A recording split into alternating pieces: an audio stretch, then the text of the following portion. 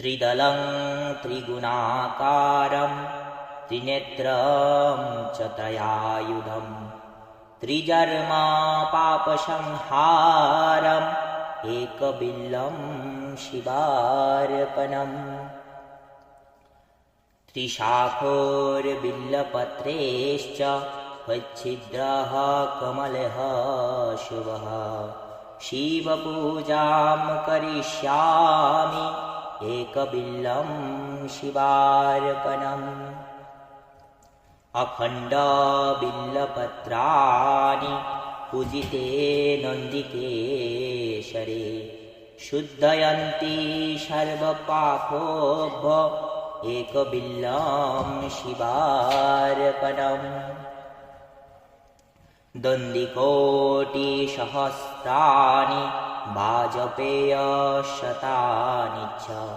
कोटिकन्यामहादानम् एकबिल्लं शिवार्पणम् लक्ष्मणस्तानत उत्पन्नं महादेवस्य च प्रियं बिल्लवृक्षं प्रयच्छामि एकबिल्लं शिवार्पणम् दर्शनं बिल्लवृक्षस्य स्पर्शनं पापनाशनम् अघोरपापसंहार एकबिल्लं शिवार्पणम् काशीक्षेत्रनिवासम् अच्छकालभैरवदर्शनं प्रयागमाधवं दृष्ट्वा एकबिल्लं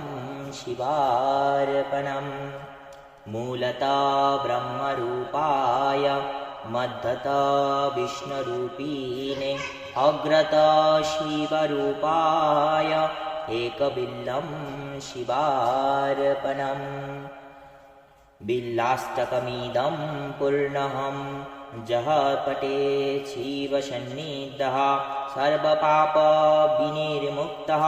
शिवलोकं वाप्नुयात् इति बिल्लाष्टकं सम्पूर्णम्।